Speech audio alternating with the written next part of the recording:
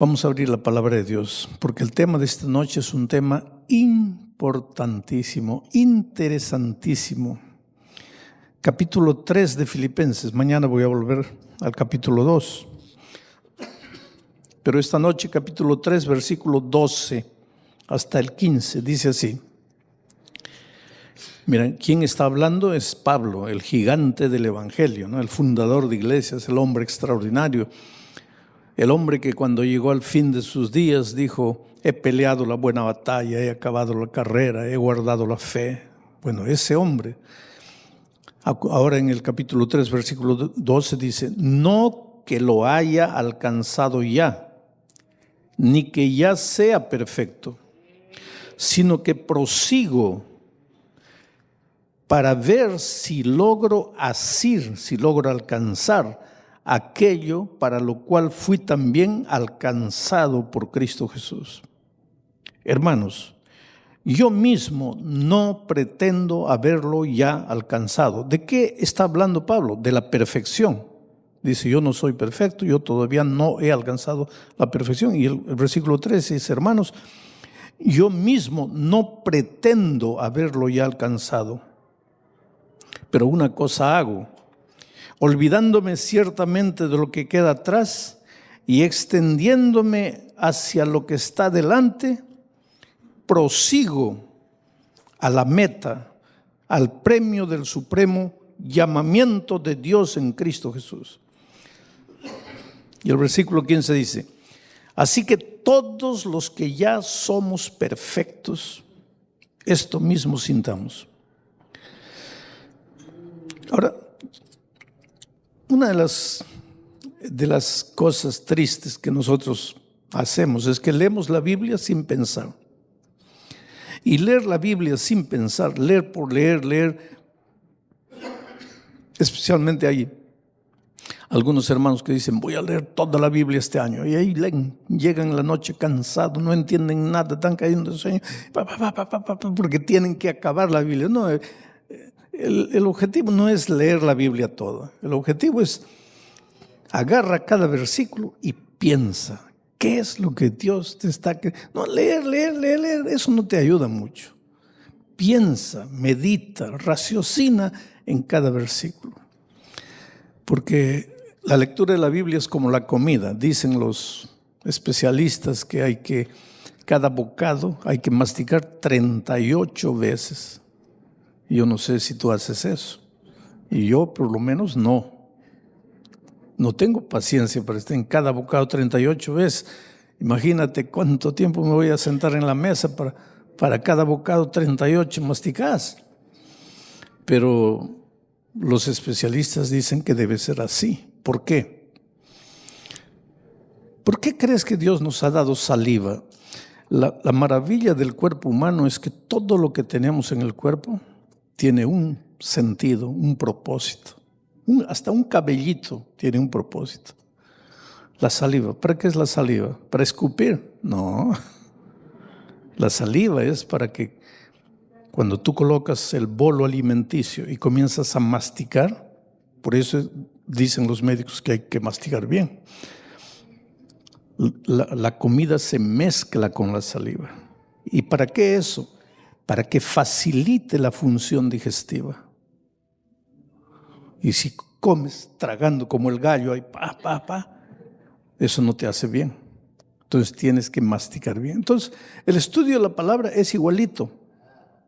Tú no puedes leer, no. Tienes que tomar cada versículo y masticar, raciocinar, pensar, ¿qué es lo que Dios me está queriendo decir? Ahora, si tú lees pensando estos textos del 12 al 15, te vas a dar cuenta de una cosa. En los versículos 12 y 13, Pablo dice: hermanos, yo todavía no soy perfecto. La perfección es algo hacia lo cual yo estoy caminando, todavía estoy yendo, yo no he alcanzado. Pero en el versículo 15 dice: ya soy perfecto. Ahora, si Pablo estuviera vivo, yo le diría: ven, Pablo, explica un poco. ¿Eres perfecto o no eres perfecto? Porque en el versículo 12 y 13 dice que todavía no eres.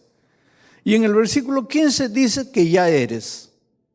pues Pablo, por favor, defínete. ¿Eres o no eres? Y la respuesta de Pablo sería, yo soy, pero todavía no soy. ¿Pero cómo es eso? Pues eso es así. Soy perfecto, pero todavía no soy perfecto. El problema, ¿sabes qué pasa? En nuestra iglesia, como iglesia mundial, hay algunos hermanos que agarran el versículo 12 y 13 y dicen así, en esta tierra no se puede ser perfecto. Porque Pablo mismo dijo que no es perfecto todavía. Y otros hermanos agarran el versículo 15 y dicen, en esta tierra sí se puede ser perfecto, porque Pablo dice, nosotros los que ya somos perfectos. Ahora, si tú vas al espíritu de profecía, vas a encontrar muchas citas que dicen que no te atrevas a decir que ya eres perfecto. Y vas a encontrar otras citas que te dicen que ya eres perfecto. Ahí pues la iglesia se queda confundida, porque hay los que dicen que sí y los que dicen que no. Pero en la palabra de Dios no hay contradicción. La palabra de Dios es una unidad de armonía extraordinaria. Hay una explicación para esto. Y para explicarte, nada mejor que una ilustración, y te voy a hacer una ilustración. Yo tengo 4 hijos. Cuando mi esposa estaba esperando al segundo, nosotros trabajábamos en la selva, éramos misioneros en la selva. Pero para llegar a mi distrito, teníamos primero que viajar 10 horas de ómnibus. Ahí llegábamos a esa ciudad, ya no había ómnibus. Ahí tomábamos un camión de verdad, de carga. Y viajábamos unas otras 5 o 6 horas hasta otro pueblecito chico. Ahí ya se acababa la carretera. Ahí teníamos que agarrar una canoa y viajar por el río hasta llegar a la sede de nuestro distrito. Ahí no había agua, no había luz eléctrica, no había desagüe, no había nada. Nosotros teníamos que bañarnos en el río, caminábamos unos 100 metros hasta el río. Cuando volvíamos a la casa ya estábamos sudados de nuevo. Era una tragedia, pero estábamos sirviendo a Dios y lo hacíamos felices. Y mi esposa quedó embarazada de mi segundo hijo ahí.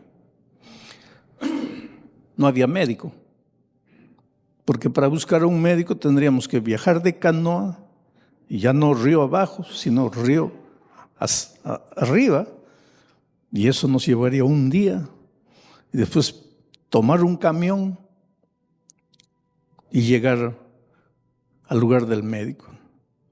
Entonces, era difícil, las circunstancias eran difíciles, y ahí mi esposa, mientras estaba embarazada, contrajo una enfermedad llamada rubeola. Y nosotros no sabíamos, pero cuando salimos a consultar con un médico, ya mi esposa estaba como con 6 meses de embarazo. Y en el histórico, pues le dijo al médico que había contraído rubeola. Y el médico nos dijo a los dos, miren, yo les aconsejo que ese niño no nazca. Porque si él nace, va a tener serias consecuencias, serios problemas. Yo les estoy hablando de décadas atrás, no les estoy hablando de ayer. Hoy día la ciencia ha crecido, ha progresado. Hoy día, a los 15 días, 3 semanas, ya sabes el sexo del niño y todo. En esos tiempos no, eran otros tiempos, que tal vez hoy día tú no tienes capacidad de entender lo que eran esos tiempos y en el lugar donde yo trabajaba. Entonces el médico dijo, bueno, ese niño no puede nacer. Por el bien de ustedes, no debe nacer. Y ahí yo entendí lo que es el amor de la madre, ¿sabes? Porque mi esposa instintivamente se agarró el vientre y le dijo al médico, mi hijo va a nacer. El médico me llevó a un lado después y me dice, mire, pastor, usted es más racional, su esposa es más emotiva y yo le aconsejo que ese niño no nazca.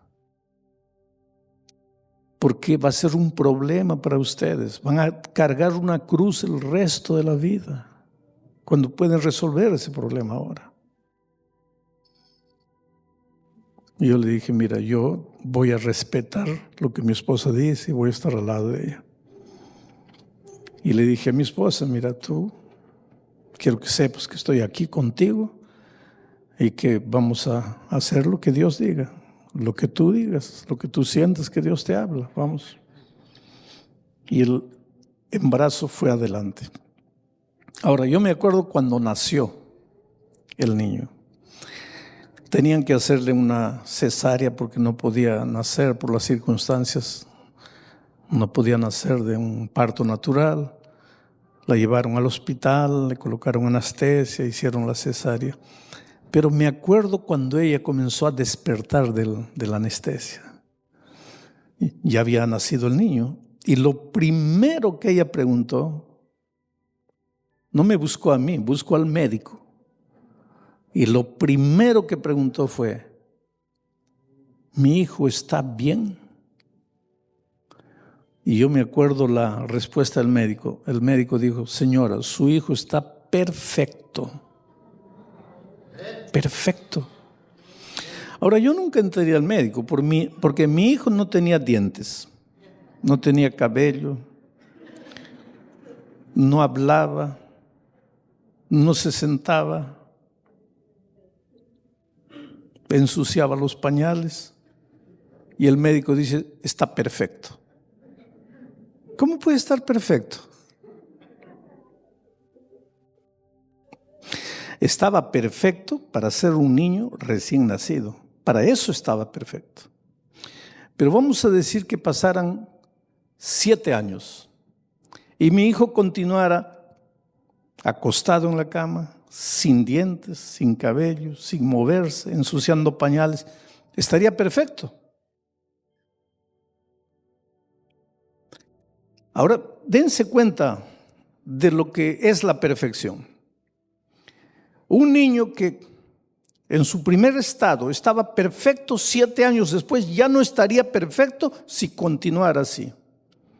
Porque un niño a los 7 años tendría que estar, vamos a decir, tu hijito de 7 años, sube a la manguera de tu vecino, le arranca los mangos, agarra al gato del vecino, le amarra una lata en el rabo del gato y toca el timbre del vecino y se echa a correr. ¿Está perfecto o no está perfecto? Perfectísimo. Porque eso es lo que el niño tiene que hacer a los 7 años. A veces tú te molestas, querido, tú moléstate si tu hijo no se mueve. Pero si tu hijo se mueve a los 7 años, levanta las manos al cielo y agradece. Porque hay muchos niños que no se pueden mover. Claro que tienes que orientarlo, no puedes dejarlo que haga lo que quiera, pero deja que viva. Pero vamos a decir que pasan 20 años. Ahora el muchacho tiene 27 años y sigue robando los mangos del vecino, sigue agarrando el gato del vecino, sigue tocando el timbre del vecino. ¿Está perfecto o no? Está loco. Ahora, ¿qué es lo que estoy queriendo decir? A los 2 días de nacido estaba perfecto, pero no andaba, no se movía, ensuciaba pañales. A los 7 años estaba perfecto, pero ya andaba, ya se movía, ya correteaba, ya hacía travesuras.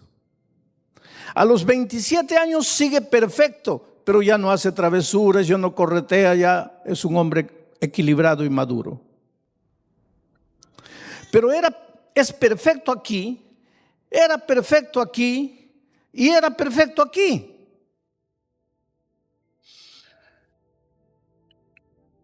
¿Qué es la perfección? La perfección no es un lugar a donde llegas. La perfección es un camino por donde transitas. Tú eres perfecto mientras vas siendo perfecto.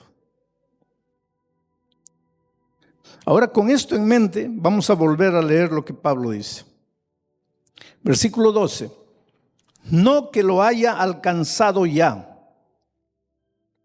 ¿Y cuándo escribió Pablo esto? Años después de su conversión, porque él se convirtió camino de Damasco. Ahora está preso ya al final de sus días y escribe la epístola a los filipenses. Ya no es un joven entusiasta, ya es un hombre vivido. Y todavía dice, no que lo haya alcanzado ya, ni que ya sea perfecto. Él dice que todavía no es perfecto, pero una cosa, sino que prosigo, dice, no que lo haya alcanzado ya, sino que prosigo. Ese verbo proseguir en el griego, en el idioma en que fue escrito Filipenses, es el verbo lambanó. Lambanó. ¿Qué quiere decir lambanar? No existe lambanar, pero yo lo estoy hispanizando. ¿Qué quiere decir lambanar? Del verbo lambanó. Te voy a explicar. Lambanar es, tú subes una montaña, subes, estás ya ves la cúspide ahí y sacas fuerza, estás cansado, pero llegas. Y cuando llegas y respiras diciendo gracias a Dios, llegué, descubres que hay otra montaña más alta ya. Entonces lambanas, prosigues, a pesar del cansancio. Te cansas, paras, te resbalas, te sacas sangre, te limpias la herida, te curas, te levantas, tomas agua, respiras. Y ya estás llegando a la cúspide, ya, ahora sí. Y cuando llegas a la cúspide, descubres que hay otra montaña más alta. Y continúas lambanando. Lambanar es seguir sin nunca llegar, pero proseguir. Y ahora miren lo que Pablo dice. Yo no soy perfecto, pero yo prosigo.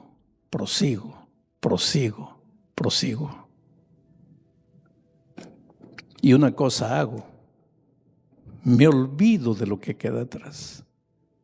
Me olvido de mis errores, me olvido de mis tragedias y miro hacia adelante. Mi ideal es Cristo, no son los hombres. No miro a los hombres, no miro al pastor, no miro al anciano, no miro al diácono, no miro al que me saludó o no me saludó, no miro al hipócrita, no miro al que es bueno con los otros y no es bueno conmigo. No miro a nadie, miro a Cristo y avanzo. Ese es el perfecto en Cristo Jesús. Ahora, en esa caminata no caminas solo, sino que caminas agarrado de la mano de Jesucristo. Y Él te lleva y caminas con Él. Interesante que cuando tú revises la historia de algunos patriarcas, encuentras, por ejemplo, Enoc. Enoc vivió una vida tan pura, tan santa, tan perfecta, que su biografía toda está en 13 palabras.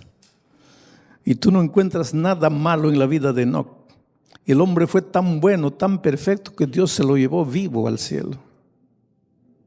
Y dice así: Enoc anduvo con Dios y Dios se lo llevó. Enoc anduvo por Dios. ¿Por qué Dios se lo llevó? Porque era perfecto. ¿Y por qué era perfecto? Porque andaba con Dios. ¿Te acuerdas de Noé? Noé, Génesis dice, Noé era un hombre justo e íntegro entre sus contemporáneos. Noé andaba con Dios. Ahora yo te hago una pregunta. ¿Alguno de ustedes se ha emborrachado en la vida? Yo supongo que sí, no levanten la mano.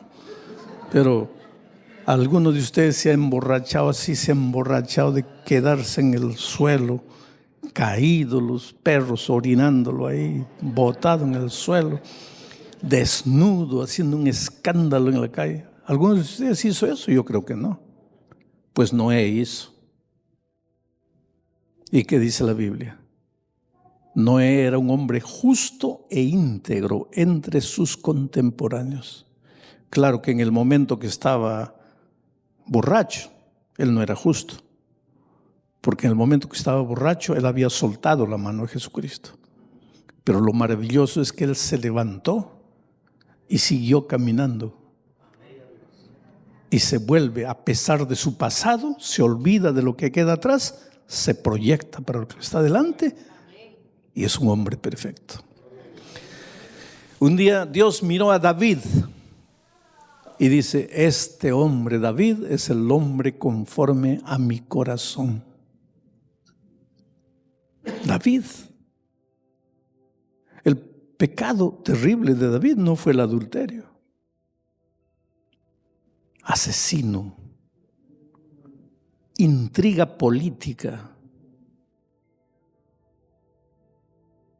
un traicionero, miserable. Ahora viene Dios y le dice así: este es el hombre conforme a mi corazón. ¿Por qué? Porque si tú vas al libro de los Salmos, vas a encontrar que David andaba con Dios en la tierra de los vivientes.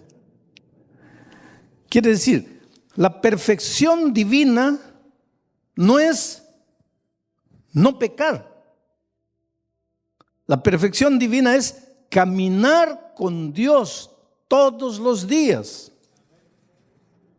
Ahora, mientras caminas con Dios, te vas a dar cuenta de una cosa: es imposible pecar cuando estás lado a lado con Jesús. Y ahora mira, te voy a leer Marcos, capítulo 9, versículo 33.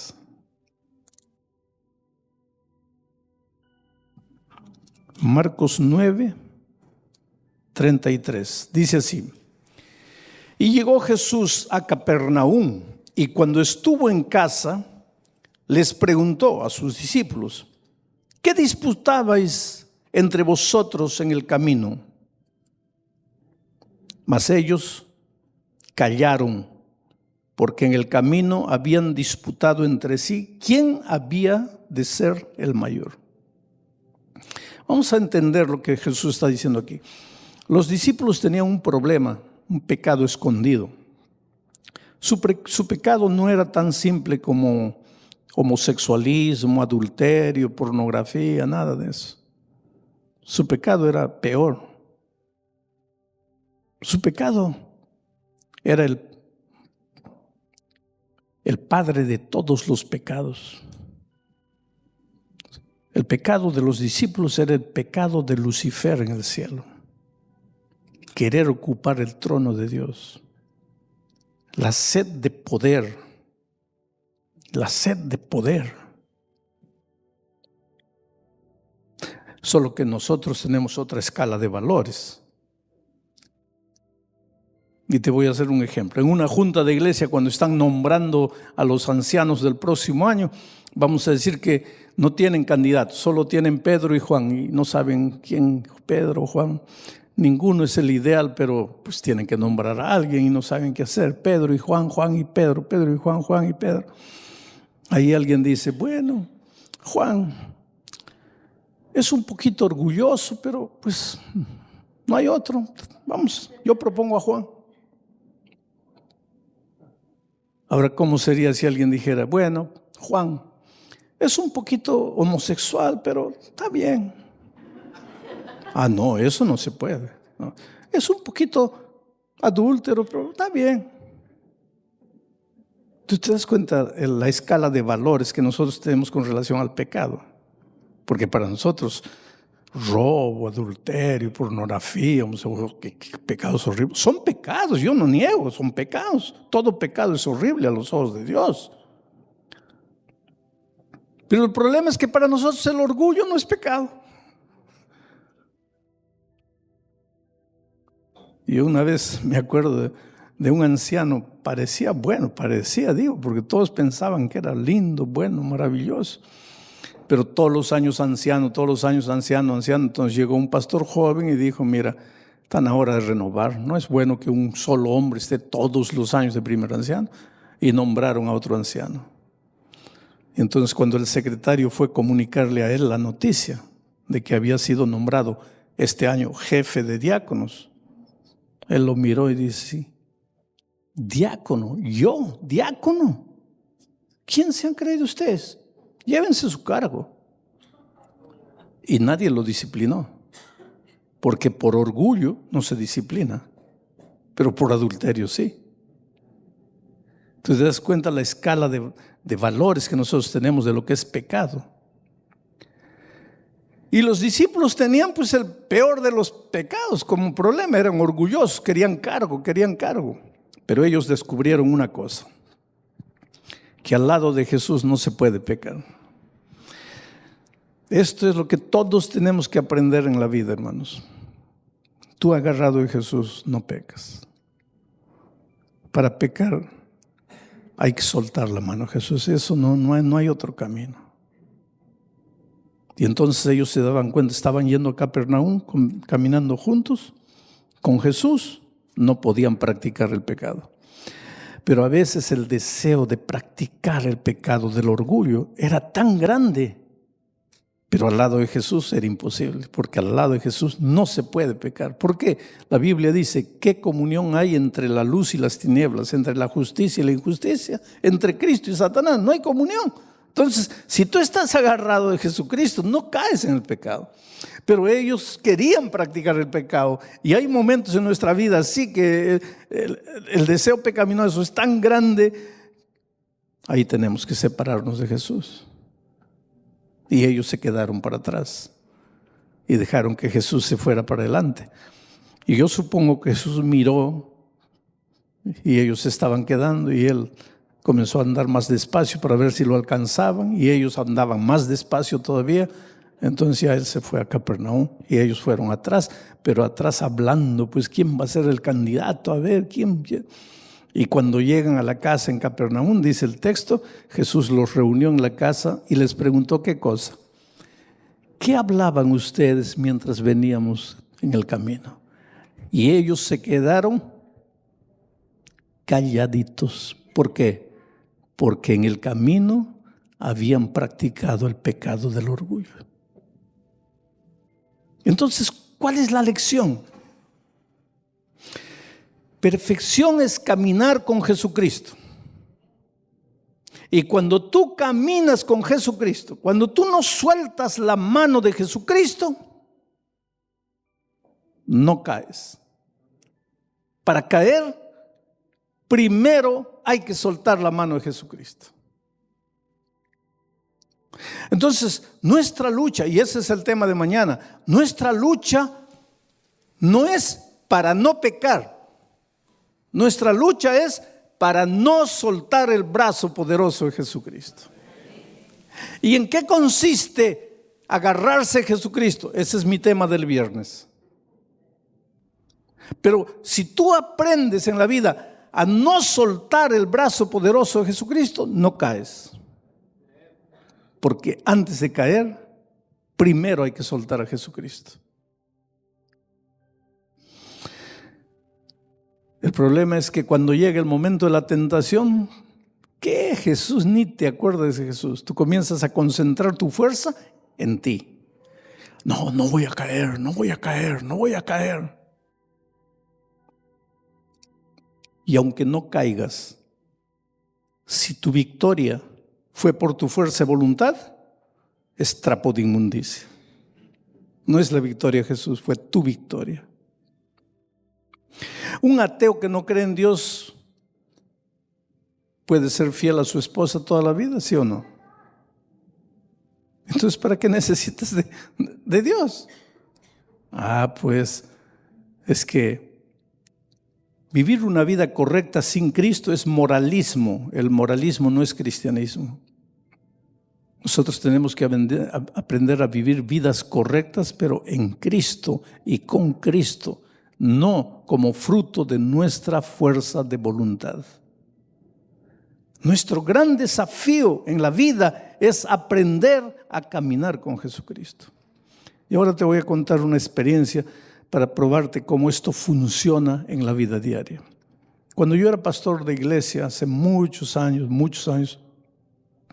porque yo infelizmente fui pastor de iglesia solamente 5 años. Digo infelizmente porque no hay trabajo más sublime que el pastorear una iglesia. Son los años que más aprendí y más aprendí a depender de Dios. Pero infelizmente pues la iglesia me fue llevando por otros caminos y solo fui pastor de iglesia los primeros 5 años de mi vida. Pero yo trabajaba ahí en la selva donde les digo y tenía 35 congregaciones esparcidas por la selva.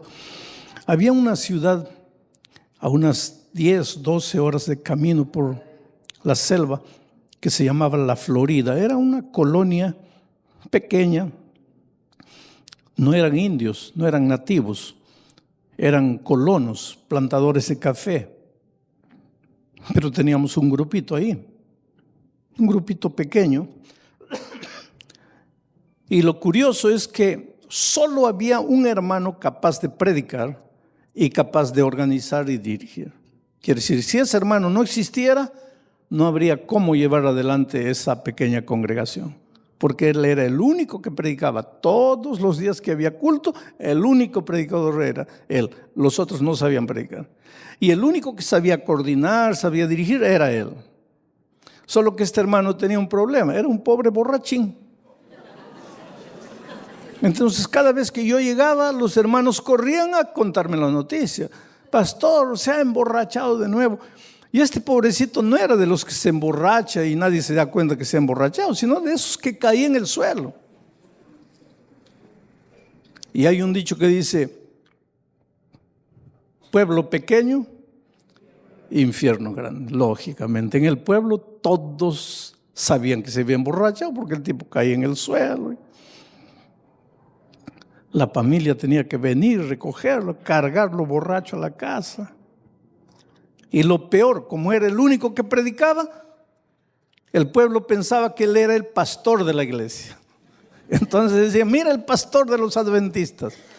Un testimonio pésimo, ¿no? Entonces cada vez que yo llegaba, los hermanos corrían, pastor, tiene que sacarlo. Digo, está bien. ¿Tú vas a dirigir? No, yo no. Tú no. Entonces, ¿quién va a dirigir? ¿Sabe que hubo un momento en que yo tenía un dilema? O dejaba un borracho dirigiendo el grupo o cerraba el grupo. ¿Qué harías tú? Pues yo me arrodillé y dije, pues Dios mío, si un día un burro predicó, ¿por qué un borracho no puede predicar? Y lo dejé al pobre borracho. Pero él mismo no quería. Él decía, no, pastor, yo traigo vergüenza a la iglesia. No. Pero decía, pues no hay nadie más, solo tú. Pero pastor, es que no puedo, pastor. No, tienes que seguir. Y un día visité la ciudad y un hermano me encontró cuando estaba llegando, pastor, creo que usted no nos cree, pero ahora Dios lo mandó, porque en este momento está borracho. Ahora sí usted nos va a creer. ¿Dónde está? Está en su casa. Y fui ahí, la esposa me abrió. Oh, pastor, está borracho. ¿Dónde está? Está en el dormitorio. Llámalo. Y sale el borracho. Y realmente estaba borracho, que no podía pararse en pie. Y cuando me vio, pues vino todo hablador. Él era calladito, pero ahí borracho hablador, ¿no? Y viene, oh, pastor, ¿cómo está? Y llega a mí y saca la correa. Y pues yo pienso, este borracho y me va a atacar, ¿no? Pero me quedé parado ahí, ¿qué va a hacer? Sacó la correa y me entrega la correa. Y me dice, pastor, castígueme. Deme 100 chicotazos, 100 latigazos, 100, pastor. Y por favor, deme con la hebilla. Hágame sangrar, pastor. Y llorando ese pobre hombre me dice, pastor, a ver si así sangrando, a ver si con dolor aprendo a no beber. Pero digo, hijo, ¿pero por qué? ¿Qué tiene la bebida? No sé, pastor. Y borracho y llorando me dice, pastor, yo quisiera que el diablo viniera a mí como hombre. Si viniera como hombre, yo le iba a dar una zurra que nunca más iba a volver. Pero este maldito diablo cuando viene, no viene como hombre, se mete en una botella de aguardiente y ahí yo estoy perdido, pastor. Bueno, le dije, duerme, vamos a hablar cuando estés mejor. Después al día siguiente conversé con él. Le digo, mira, te voy a dar un consejo. ¿Cuál es el consejo? Cuando te da ganas de tomar, es ahí que tienes que empezar a orar. Y le vas a decir a Dios así, mira, Señor, me está dando ganas de tomar, pero no te voy a dejar. Voy a ir a tomar, a no ser que tú hagas desaparecer las ganas de tomar. Pero si tú no haces desaparecer las ganas de tomar, yo voy a ir a tomar. Pero no te voy a dejar. Voy a ir a tomar y mientras estoy tomando voy a seguir hablando contigo. Entonces, Señor, estoy en tus manos. Yo estoy cansado de luchar solo y he fracasado. Ahora, en lugar de concentrarme para no caer, me voy a concentrar para no separarme de ti. Y habla. Y si me da ganas de tomar, ve al bar con Jesucristo, pero sigue hablando. Y cuando me traen el aguardiente, dile, Señor, mira, haz un milagro en mi vida, porque si no, yo voy a tomar. Santo remedio, querido. Infelizmente yo no pude ver la victoria completa de ese hombre porque un tiempo después me cambiaron de ahí y un tiempo después me llevaron al Brasil. Pero hace unos pocos años atrás yo estaba predicando en la iglesia de mi familia ahí en Ñaña, cerca de nuestra universidad.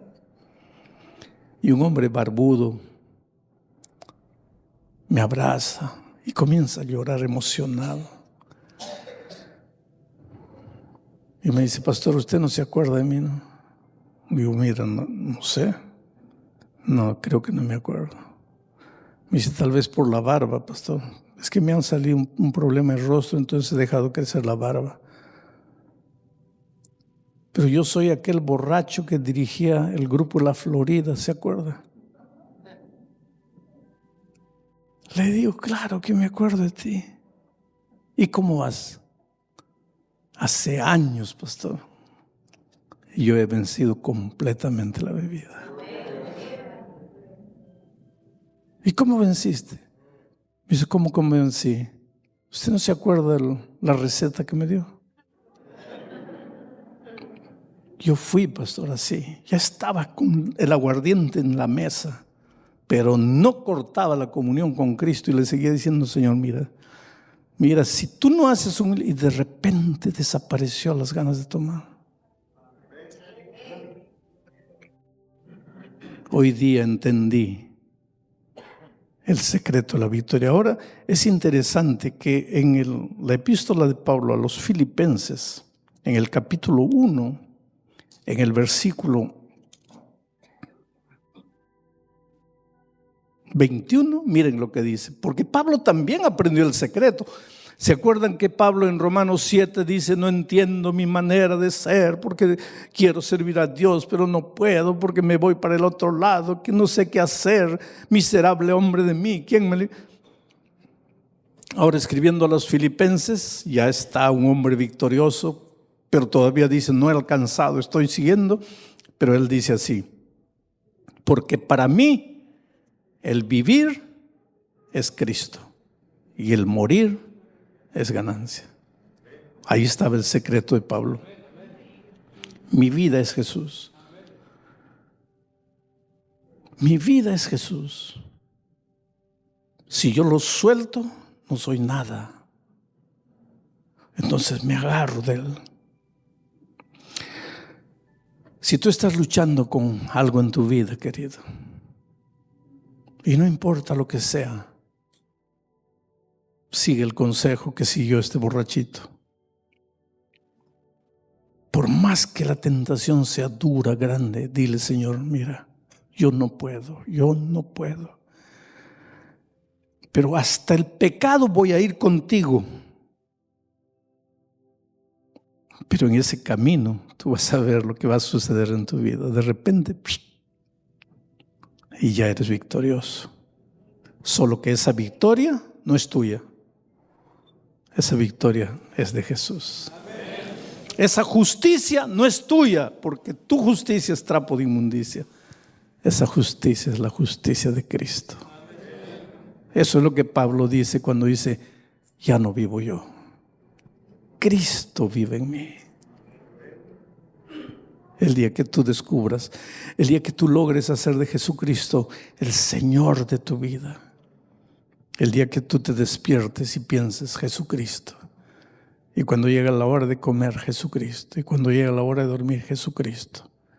Entonces has descubierto el secreto de la vida cristiana. Pero yo quiero terminar el mensaje de esta noche diciéndote una cosa. La experiencia de ese borracho puede ser tu experiencia. Tal vez tú no eres como él, no eres un borracho perdido, acabado, que cae en el suelo. Pero si tú eres un ser humano como yo, debes tener tendencias que no te dejan ser feliz. Y muchas veces debes caer aunque nadie conozca y nadie sepa. Pero Dios te ama y Pablo te dice: yo también, como tú, fallé muchas veces, pero me olvidaba de lo que queda atrás y miraba hacia adelante al premio de la soberana vocación. ¿Eres perfecto? Todavía no. Pero sí eres perfecto si estás de la mano de Jesús. Pero todavía no eres perfecto comparado con la estatura del varón perfecto. Es como el niño. Todavía no es un hombre maduro de 25 años, pero va yendo, caminando hacia allá. Por eso, cuando Cristo venga, seremos como Él es, porque le veremos como Él es. Hasta ese día, camina y camina. Hay gente que me dice: pastor, yo me voy a bautizar, pero cuando haya aprendido a andar en la vida cristiana. ¿Cómo que cuando hayas aprendido a andar? Vamos a decir que un niño está en el vientre de la madre ya 9 meses y no quiere nacer. Y el médico le dice: oh muchacho, pues ya 9 meses ya. Y él dice: no doctor, yo solo voy a nacer cuando aprenda a andar. ¿Cuándo va a nacer? El niño no tiene que nacer cuando aprenda a andar. El niño tiene que nacer para aprender a andar. ¿Y por qué en la vida espiritual tú? No, yo me voy a bautizar, pero cuando aprenda a andar. Tú tienes que nacer en Cristo a través del bautismo para aprender a andar en Cristo. Y así mismo no vas a aprender en 1 mes, ni en 5 meses, ni en 10 meses. ¿Acaso después de haber nacido tú no te has caído un montón de veces? Pero ahora ya no te caes. ¿Por qué? Porque ya eres adulto. Pero hasta llegar ahí, ¿cuántas veces te has caído? Pues la vida cristiana es igual. Tienes que tener paciencia contigo mismo, porque Dios te ama y Dios tiene un lugar para ti en el reino de los cielos.